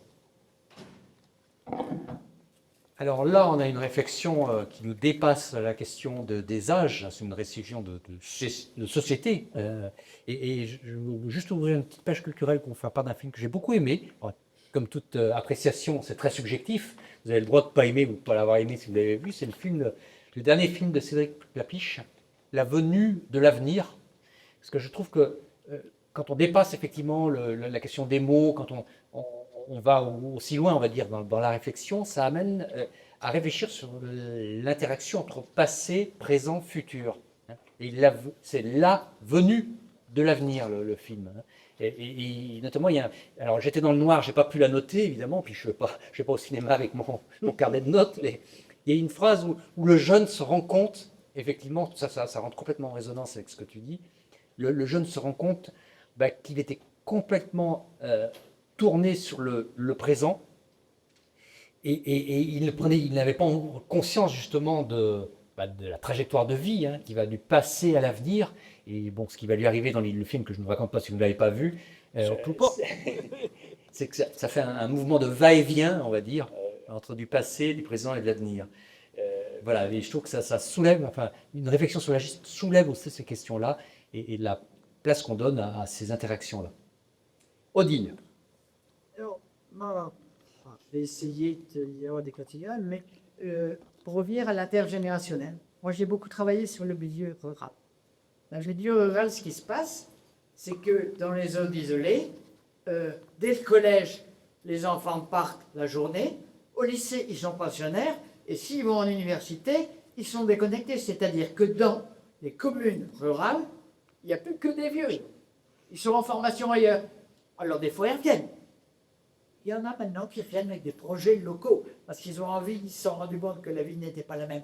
Mais on a un problème de ce type. On a un autre problème, c'est que tous nos services, santé, tout ce que vous voulez, c'est selon l'âge. Il y a les machins pour l'enfance, les machins... Donc on est très catégorisé dans les services que l'on a, il faut rentrer dans les cases. Hein. Donc si on veut obtenir des fonds, je pense à la Fondation de France ou à d'autres, c'est en train de changer, la Fondation de France, et c'est pas mal. Il y a les programmes vieux. Bon, d'accord, alors faut... Et en plus, on est forcé de rentrer dans des catégories qui ne tiennent pas compte du lien intergénérationnel, même si en incantatoire, ils disent vos actions pour les vieux, il faut les faire en intergénérationnel. Mais il y a une ambiguïté entre les deux choses. Moi, je vais vous raconter un petit peu d'autres choses sur la manière dont les seniors sont des ressources. Bon, c'est une histoire que j'aime bien, tu la connais. Je ne sais plus le titre du film, il y a un film californien je ne parlerai pas de la Californie d'aujourd'hui, hein, mais il y a un film du siècle dernier qui s'appelait Un jour sans Mexicain. Un jour, la Californie se réveille, plus un Mexicain. Donc, en moins d'une semaine, plus de pelouse tondue, plus d'enfants trouvés aux écoles, plus de soins pour les personnes âgées, plus de machins pour faire les courses, tout ce que vous voulez. Et c'est la merde totale, en moins de 8 jours. Donc, nous, on joue en France, on pourrait dire, tiens, on va jouer à Un jour sans les retraités. Eh bien, regardez qu'est-ce qui se passe. Un jour sans les retraités, 1. Bon, moi, je sais, quand je fais des interventions, c'est comme ça que je commence. 1. La moitié de nos communes de France n'ont plus de maire. Alors là, les élus se taisent et écoutent avec respect. Il y a il y a toute la solidarité familiale qui disparaît. Et là, je parlerai plus des femmes que des hommes, excusez-moi.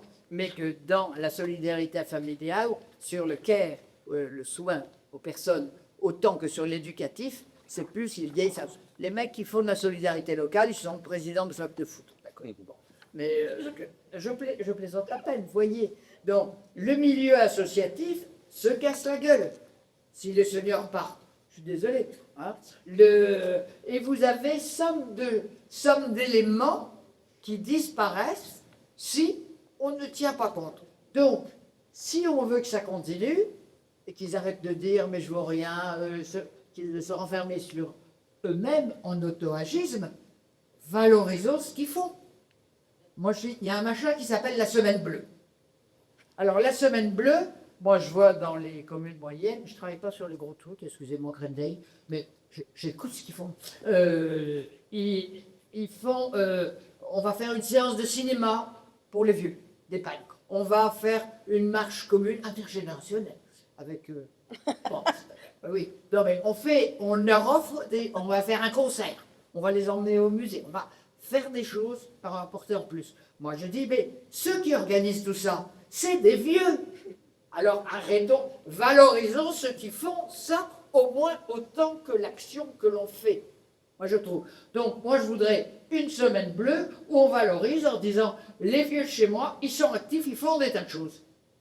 Et ça sert à la société. Ils font quelque chose pour le bien commun, hein, qui anime tous ces... Donc, je dis, bien montrer que les seniors sont des ressources, et plus encore les senioresses, excusez-moi, et ça c'est... On a un livre qui sort à la fin de l'année, donc je vous le donnerai et on pourra parler plus à fond sur la différence de services sociaux rendus par les populations féminines qui sont... Bon, donc, ce sont des ressources, ils sont actifs. Je me souviens d'un Salamalek qu'on avait fait en région Limousin, et où il y avait le président de région, la maire de Limoges, et puis des petits trucs des communes, et le jeu.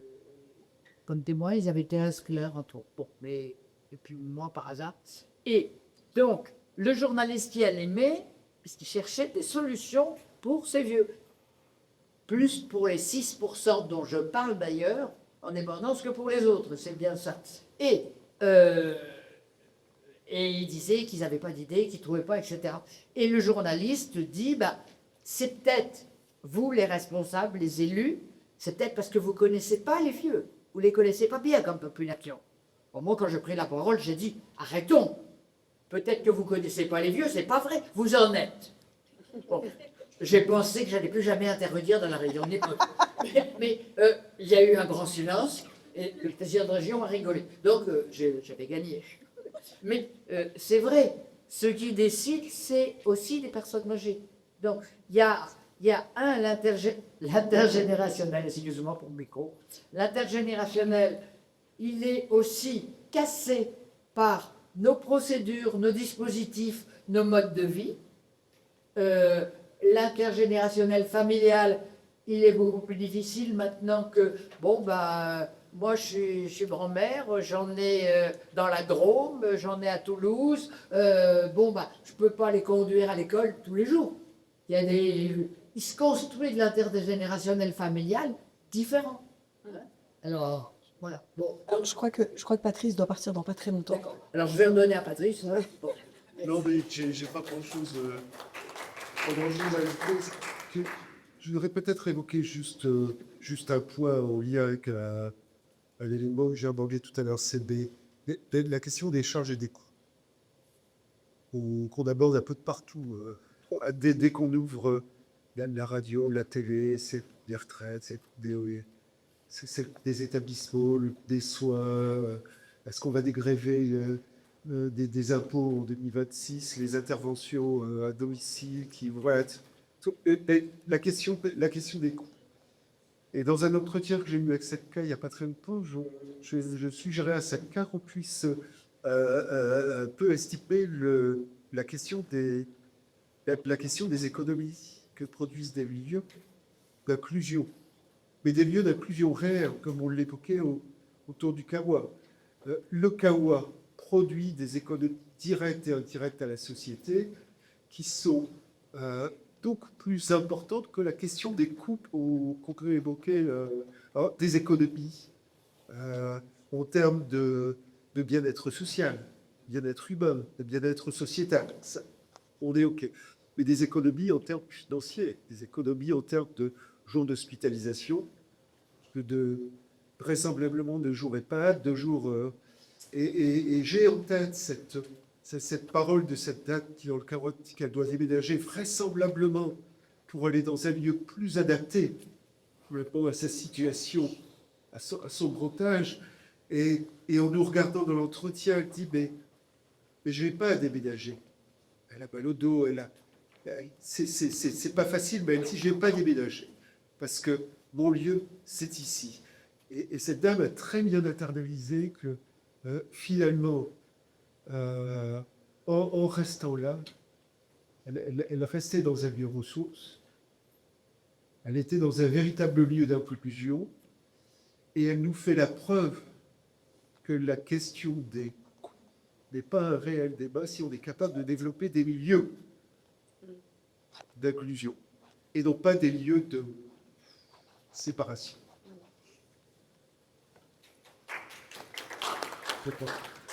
Merci Patrice. On peut applaudir Patrice Abdurrahman. Merci. Et donc, comme Pascal Chambert va être aussi dans la même situation, on va aussi lui demander si les solutions qui viennent d'être esquissées là lui agréent ou s'il avait d'autres idées sur le sujet. Alors, je te remercie de la question, mais je voulais répondre à la question suivante, la question précédente par contre, Très bien. à laquelle on n'a pas vraiment répondu. La question était, quid de la discrimination concrète? Qu'est-ce que ça donne très concrètement? Alors, je pense que à la fois l'intersectionnalité, c'est-à-dire le fait de travailler sur agisme et validisme, et aussi une autre caractéristique des discriminations, qui est de dire que c'est toujours celui qui est le plus marquant, qui représente le plus le groupe discriminé qui est discriminé. Je m'explique, je prends par exemple les propos de Simone Veil quand elle était ministre dans les années 70 de Valéry Giscard d'Estaing. Elle disait si une femme veut réussir en politique, elle doit avoir des comportements d'homme. Et elle avait certainement raison, parce qu'elle savait bien de quoi elle parlait. Et pour être devenue ministre dans les années 75, il fallait sans doute qu'une femme ait un comportement d'homme. Et donc, une femme qui ressemble aux hommes est moins discriminée qu'une femme qui s'assume en tant que femme. C'est évidemment plus le cas dans la politique aujourd'hui. Je vous rappelle que la moitié des ministres du gouvernement sont des femmes. Donc là, même s'il y a toujours des choses à faire avancer, mais on voit bien qu'il y a des évolutions évidentes. Ce que je veux dire, c'est que le vieux qui fait vraiment vieux, c'est le vieux qui est handicapé. Au point d'ailleurs qu'on l'appelle dépendant. Là, sur le vocabulaire, il y a beaucoup à dire, parce que alors, si dépendant, c'est pas un terme péjoratif, il va falloir m'expliquer. Alors, parfois, certains disent non, on va pas dire dépendant. On va dire qu'il a perdu son autonomie. C'est encore mieux, en termes d'agisme. En fait, quand on est vieux, on a tout perdu. On n'a plus rien. Vous voyez bien qu'on est toujours... Et ça, c'est ce sur quoi on travaille là au Conseil de l'âge, parce que c'est des logiques institutionnelles lourdes. Quand on parle des personnes âgées dépendantes, on voit bien, ils dépendent des professionnels, ils dépendent de leur famille, ils ne s'appartiennent plus à eux-mêmes, ils ne sont plus tout à fait des êtres humains. Et alors, a fortiori, discrimination des discriminations, s'ils ont des troubles cognitifs. Ils ont perdu leur tête. Bon. Donc, les conséquences concrètes, c'est que ces gens-là ne sont pas bien accompagnés. Ils ne sont pas bien accompagnés à domicile. Moi, je dirige des services à domicile. Les salariés courent tout le temps et elles n'ont pas le temps de faire ce qu'elles devraient faire à domicile. Et puis, la même chose en établissement. Donc, premier élément, c'est le manque concret de moyens au quotidien pour accompagner ces gens-là. Mais deuxième élément, beaucoup plus, à mon avis, beaucoup plus délétère, c'est que notre pays, la France, a créé un truc qui s'appelle les EHPAD. Moi, j'utilise jamais ce terme parce que justement, il y a des pendants dedans. Et on a créé des structures dans lesquelles la sécurité doit être supérieure à la liberté. Et on l'a bien vu pendant la période Covid. Ça a explosé aux yeux des Français parce que l'hyper-sécuritaire, ça conduit à réification, chosification des personnes. Alors, on est un certain nombre à se battre pour que les établissements se transforment en domicile. Je n'ai pas le temps de développer, faire en sorte qu'ils soient de vrais domiciles regroupés. Mais là, j'en profite pour vous faire une invitation au Kawa des Seigneurs. Je fais attention à bien le dire. Je vous fais une invitation, c'est qu'il y a une résidence qui s'appelle la Christolienne à Créteil. Moi, je vous invite à y venir. Et je vous invite, et je vais laisser vos coordonnées à la responsable de la vie sociale, pour qu'il puisse venir au Kawa des Seigneurs et que vous puissiez venir à des activités dans la résidence. Parce que ça, c'est aussi une façon de lutter contre l'idée que les gens qui vivent dans des établissements sont dans des ghettos. Alors, certains établissements sont encore des ghettos, et il faut vraiment les faire bouger. Mais là, vous verrez à la Christolienne ce que c'est que de ne pas être validiste, c'est-à-dire d'accepter des hommes et des femmes dont certains sont en fauteuil roulant, dont certains ont des troubles cognitifs, dont d'autres pas, mais peuvent être très très âgés. Parfois, des journalistes qui viennent me disent « Ah oui, c'est des vieux. » Bon, non, c'est des vieux, quoi. Ils sont vieux. Oui, mais quand même, ils sont vieux. Ah oui, on retrouve le truc. Parce que, je prends toujours cet exemple, en Afrique du Sud, vous savez, les métis, ils avaient un statut particulier.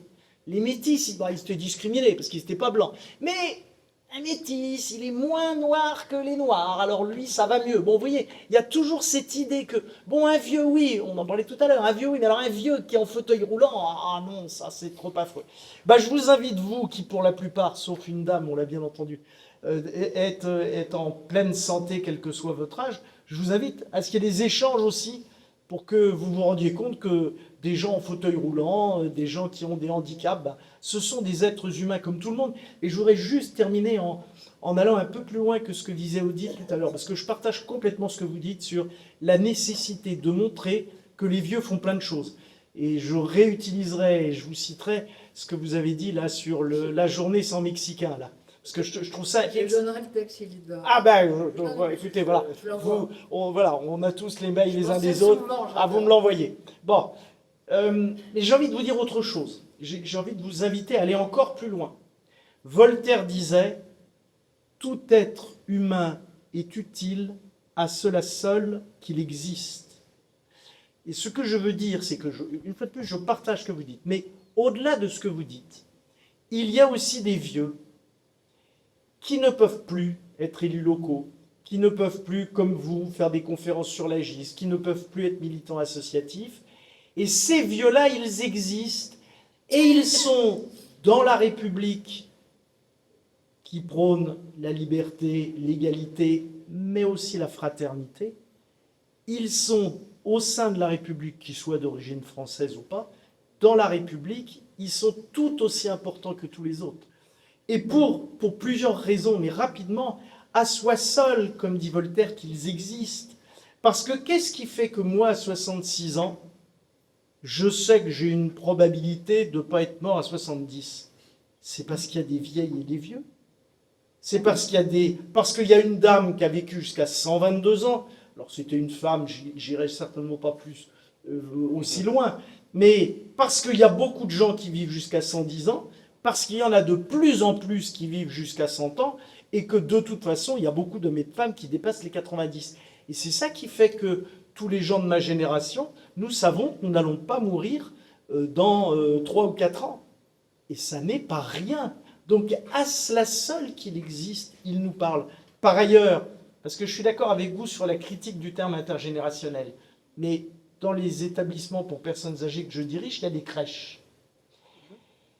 Au départ, nous, on ne connaissait rien aux politiques petite enfance. J'ai recruté des responsables petite enfance, mais nous, on faisait ça pour que les personnes âgées voient, alors les journalistes disent leurs petits-enfants. Non, leurs arrière-petits-enfants. Eh oui, il y a 4 générations aujourd'hui en France, il n'y en a pas 3. Donc on joue encore au jeu des 7 familles avec papa, maman, grand-papa, grand-maman. Il va falloir introduire arrière-grand-papa, arrière-grand-maman. Parce que les enfants qui jouent au jeu des 7 familles, ils ont 7-8 ans, il y en a plein qui ont un arrière-grand-père ou une arrière-grand-mère. On a donc des crèches. De quoi se sont rendus compte les professionnels de la petite enfance? C'est que ces enfants, entre 18 mois et 3 ans, ils sont capables de se concentrer beaucoup plus longtemps que les autres sur des activités. Pourquoi? Parce que quand on est un petit bonhomme ou une petite bonne femme aujourd'hui de 2 ans et demi ou de 3 ans, on a des parents qui ont entre 25 et 35 ans qui courent tout le temps. On a des grands-parents qui ont entre 55 et 70 qui courent tout le temps. Il n'y a que les arrière-grands-parents qui vont lentement. Et un jeune enfant, on peut toujours lui dire « Prends ton temps, mais dépêche-toi. Prends ton temps, mais prends vite tes affaires. » C'est-à-dire qu'on peut toujours lui dire « Prends ton temps », mais il entend tout le temps « Va vite, dépêche-toi, fais plus vite, va plus vite, range plus vite ta chambre, viens plus vite avec papa. » Bon, les seuls qui lui disent qu'on peut vivre lentement, c'est les très vieux. Et ils ne le leur disent pas.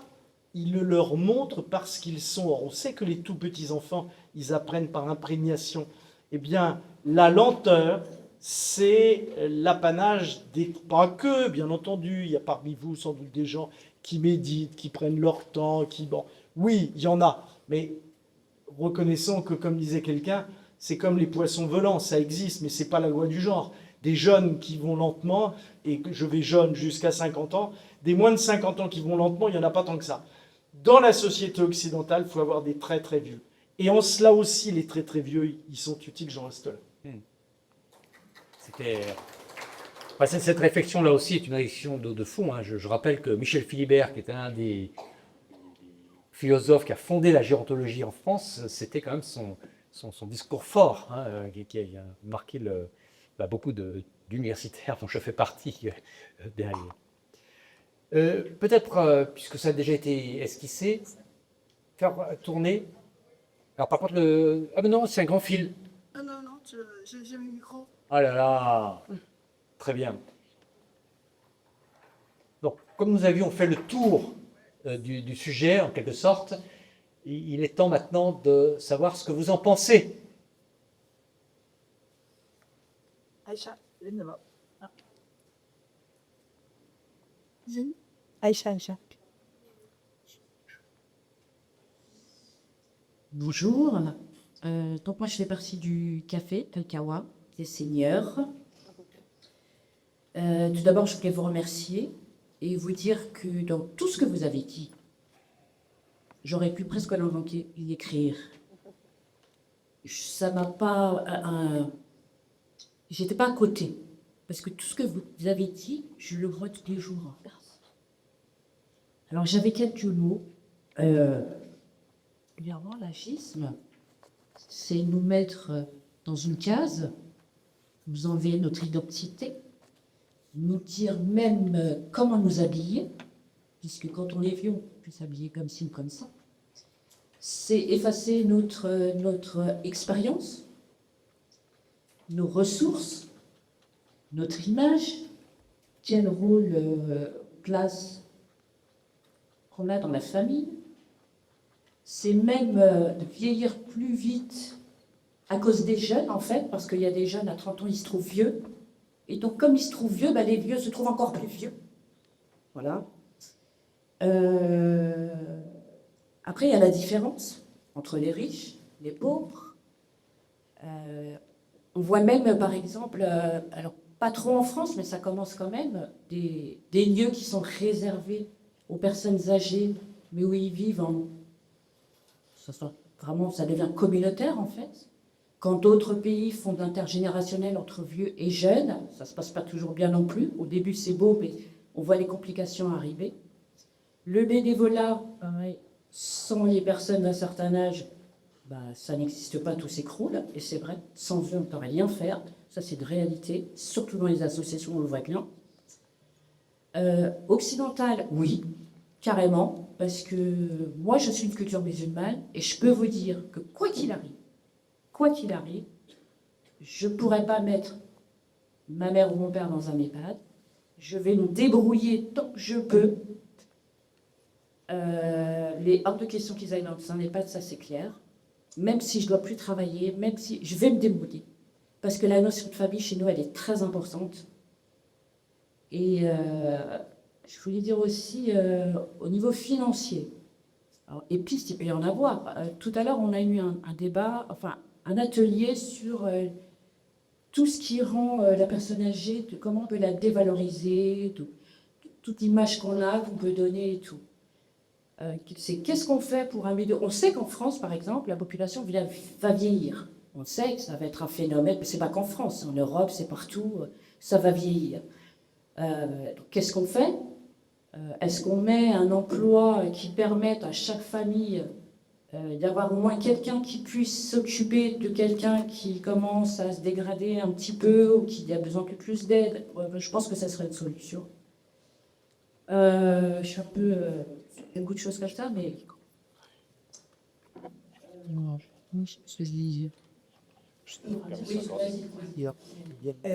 j'aimerais juste revenir là, sur plein de choses qu'on a dites et un truc en particulier que tu viens de dire.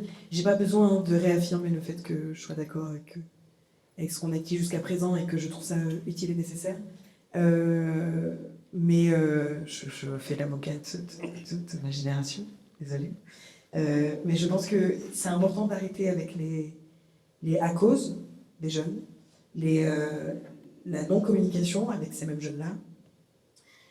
En fait, il y a un truc qui est hyper important à entendre, et c'est je viens pas te donner des leçons, je viens juste donner des faits en fait ressentis par aussi les plus jeunes.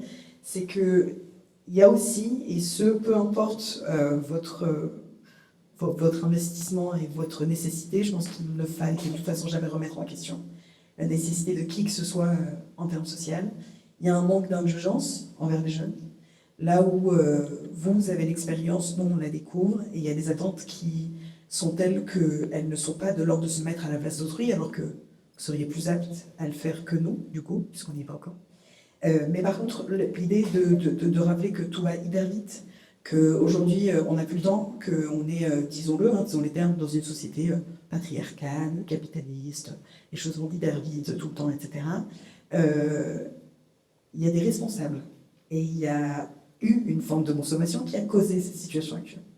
Et le but, c'est plus du tout de continuer à se pointer du doigt, en fait. Parce que sinon, on va continuer à jouer à ce jeu et il ne pourra de toute façon pas se créer d'intergénérationnel. D'ailleurs, tout à l'heure, juste pour préciser, je ne critiquais pas le terme intergénérationnel. Je mentionnais juste que je le découvrais. Et que du coup, c'était assez particulier pour moi que ce terme devienne institutionnel, en fait, que ça puisse exister, alors c'est normal. Par contre, si on continue à noter les manquements des jeunes, que les jeunes fassent pareil avec les vieux et ceux segments qui sont au milieu. Enfin bref, on ne reviendra pas là-dessus. On n'avancera pas du tout. Le truc, c'est évidemment le truc très cliché de pouvoir coexister. Pour pouvoir coexister, il va falloir très clairement s'écouter en fait. Mais vraiment s'écouter. Et accepter des réalités qui ne sont pas les siennes. Accepter des conditions qui ne sont pas celles de notre jeunesse passée ou de ce que l'on aimerait faire quand on va vieillir ou de ce que l'on souhaiterait exister, etc. Voilà, on le voit même dans ce que nous on propose au Kawa, etc. Il y a énormément de choses sur lesquelles les jeunes essaient de travailler aujourd'hui, où ils essaient de déconditionner certaines pensées, ils essaient de faire valoir certaines formes d'inclusion, où il y a des termes, il y a des mots aussi, qui ont été amenés par les jeunes et qui ont été proposés dans des dictionnaires. Sauf que si on continue à faire la liste de ce qu'on fait les jeunes et les vieux, on va pas avancer quoi. Alors moi, qu'on se répond, non, c'est parce que moi, je dis, Oui. il y a certains constats, bien sûr que la jeune...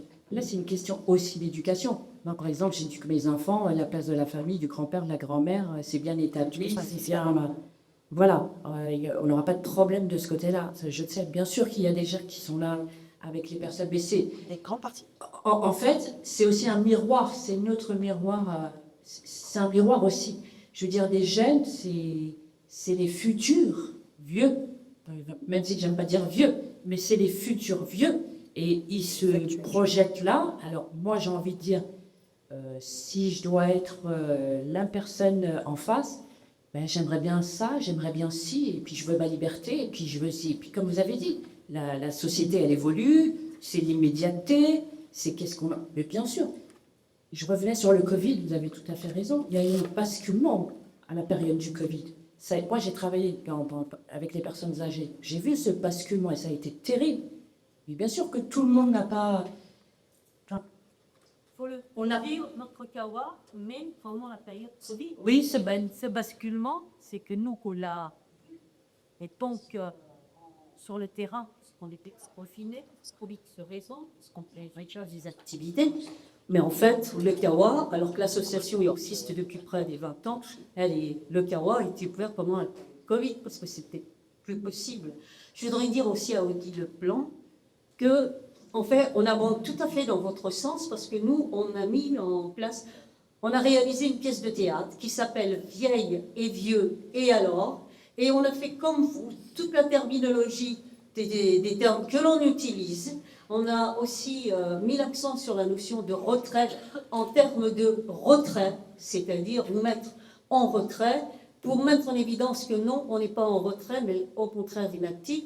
Parce que vous avez parlé des Mexicains, mais moi je dis, si les grands-mères n'étaient pas là pour garder les petits-enfants, eh ben, il y a beaucoup de parents qui seraient dans la menace. Les associations, qui est-ce qui vote le plus? C'est les vieux également. Mais on a mis comme ça toute une série d'éléments pour montrer qu'on a notre place pleine et entière sur cette question de vieillesse. Donc venez voir notre spectacle, on verra, vous serez dedans. Vous pouvez même monter sur scène avec nous. Ouais. Et on peut venir jouer chez vous.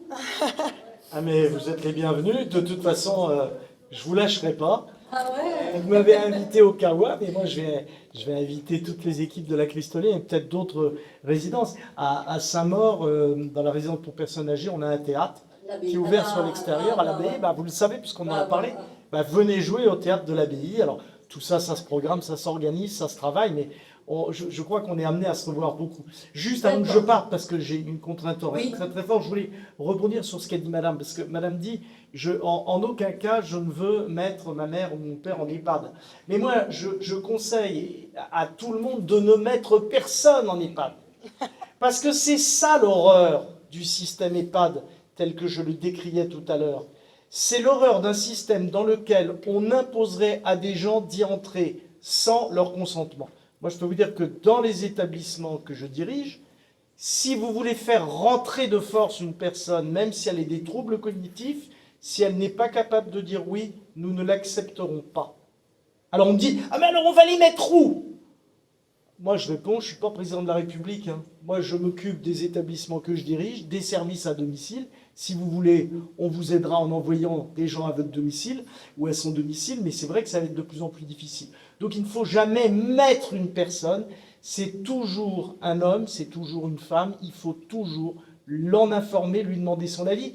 Et si on a des informations comme quoi des troubles cognitifs apparaissent, il faut commencer à en parler dès le début. Parce qu'évidemment, quand la personne ne peut plus s'exprimer, il y a des établissements comme ceux que je dirige qui ne l'accepteront pas. Alors pour le coup, on est obligé de les faire rentrer dans des EHPAD qui puent l'urine, dans lesquels tout est fermé, parce qu'évidemment, vu qu'on a accepté de faire rentrer des gens qui ne voulaient pas, pour qu'ils ne sortent plus, il faut tout fermer. Et la deuxième chose sur laquelle je voulais quand même attirer votre attention, c'est que je vois bien comment l'Afrique, pour la France particulièrement l'Afrique, dans d'autres parties du monde sans doute d'autres, mais je vois bien comment l'Afrique nous dit c'est un désastre de l'Occident d'avoir des établissements pour personnes âgées. Alors quand c'est des EHPAD, je suis d'accord. Et moi je propose de les transformer en domiciles regroupés. Mais je vois bien comment l'Afrique nous renvoie, oui mais enfin voilà, ça c'est pas bien. Bah oui, c'est pour ça qu'il faut les transformer. Donc là je suis d'accord avec mes amis africains. je fais remarquer quand même deux choses à mes amis africains. L'ancien roi du Maroc, Mohamed VI, avait promis que de son vivant, il n'y aurait pas de maison de retraite au Maroc. Dès qu'il est décédé, son fils a fait ouvrir de premières maisons de retraite au Maroc. Et je ferai remarquer à nos amis africains ce que je disais tout à l'heure sur la longévité.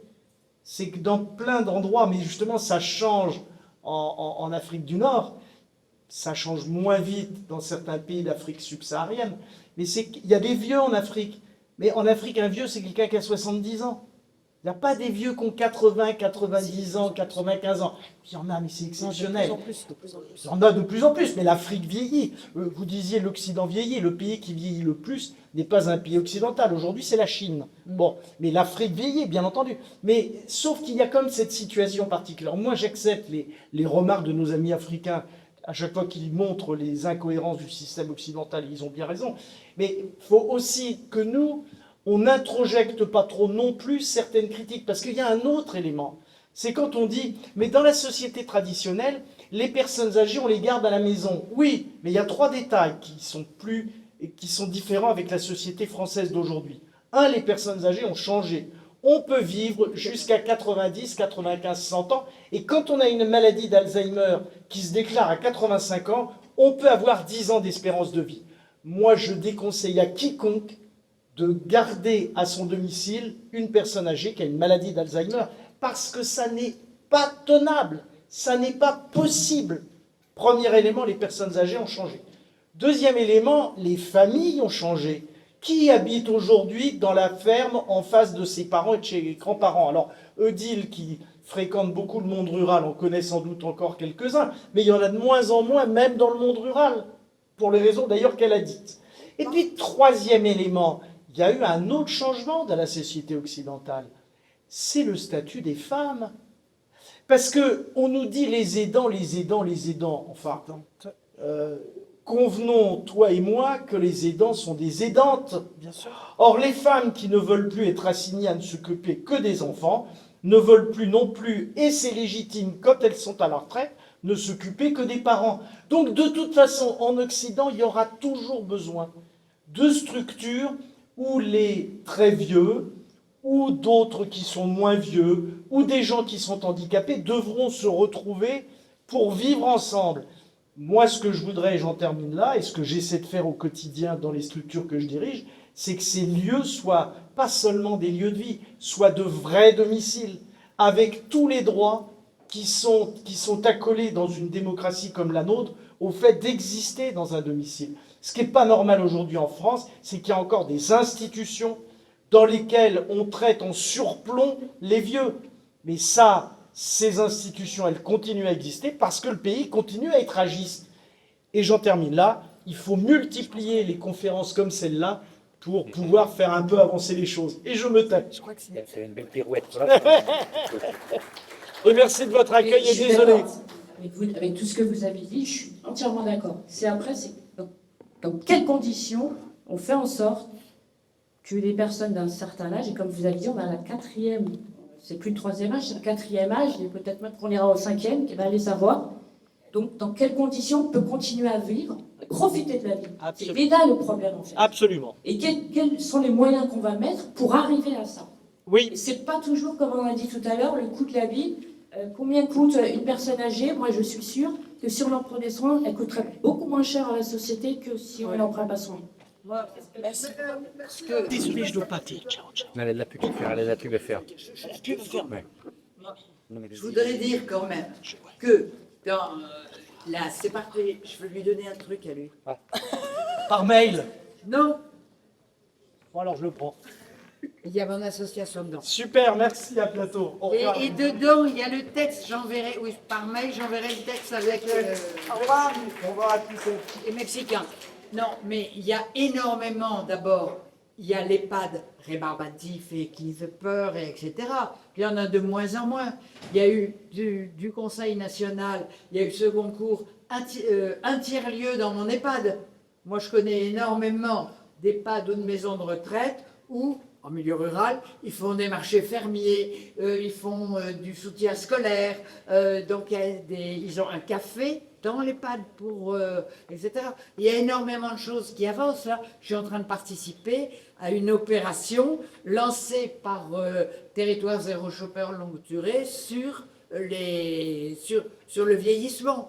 Donc il y a énormément d'initiatives qui ouvrent et on ne peut pas dire on n'ira pas en EHPAD, on ira dans des centres de regroupement qui seront améliorés avec tout le boulot qu'on va faire. Voilà. Bonjour, Rosaria Esposito, je suis sophrologue et j'interviens en EHPAD. Ma question est quels sont les investissements, les moyens financiers qu'on peut mettre, par exemple, dans des EHPAD pour des activités qui sont payantes. Parce que souvent, on parle d'activités dans les EHPAD pour accompagner la personne âgée, mais c'est souvent du bénévolat. Donc, personnellement, je pense qu'il faut aussi faire intervenir des professionnels certifiés qui puissent proposer des activités bien-être et plus que, pour que les personnes âgées, les résidents d'EHPAD aient vraiment un accompagnement différent et pas juste quelques instants bon, c'est très bien le café, c'est très bien ces activités-là, mais est-ce que c'est du concret pour apporter quelque chose de plus à tous ces résidents? Donc moi je parle de tout ça parce que je le vis en fait au quotidien, c'est mon métier, et je vois la différence entre un groupe qui démarre et au bout de 10-12 séances, c'est plus le même groupe. Il y a le lien qui se crée entre les résidents, donc il y a une ouverture, ils se connaissent, ils se parlent, en plus de tout ce qui se passe pendant la séance. Voilà. Alors, peut-être qu'on aurait dû préciser qu'en fait, on n'est pas juste un café. En fait, le truc, c'est que, effectivement, notre lieu est un café social et solidaire. On a une galerie d'art, on a un jardin partagé. Mais en fait, dans la semaine, on a des ateliers concrets avec des intervenants soit spécialisés, soit non. Notamment des ateliers mémoire, des ateliers de théâtre, des ateliers de sport, des ateliers de danse, de tricot, de couture, etc. Et par mois, on propose du coup des excursions culturelles, une programmation culturelle qui est suivie. Souvent, on a du coup des représentants des lieux culturels où on va qui font la médiation. Donc, je comprends complètement votre position et j'entends complètement votre question. Et la réponse est que oui, on propose des choses concrètes. Ce que je pourrais, moi, en tant que personne qui bosse dans une association, et ce qu'on pourrait tous vous proposer, ce serait de préparer ces sorties-là pour les personnes d'EHPAD et les amener dans ces lieux-là qui proposent des activités, puisque ça sera du coup à d'autres charges, dans une certaine mesure, et ensuite faire le chemin difficile des demandes de subventions, de la négociation avec des artistes et des professionnels, de voir avec des structures qui sont spécialisées là-dedans. Mais c'est vrai que j'aurais dû préciser qu'en fait, on n'est pas juste un vieux, mais j'ai envie de prendre la gâter. Voilà. Et donc le suivi est long, le suivi dure tout au long de l'année. Là, typiquement, par exemple, le spectacle dont parlait Sabika tout à l'heure, c'est issu de la pièce de l'atelier théâtre qui est tenu le lundi, qui a duré du coup depuis 1 an et demi maintenant. Et pendant ces 1 an et demi, de la même manière qu'avec, je pense que vous faites en sophrologie, le groupe a évolué, le groupe a pris d'aisance. On a vu des liens se créer, on le voit avec la broderie, les colliers de perles créés, on le voit avec le sport, on le voit avec l'atelier mémoire, où à chaque fois les gens y vont pour pouvoir garder un peu une activité. Voilà. Je ne sais pas si ça répond à votre question, mais c'est une partie.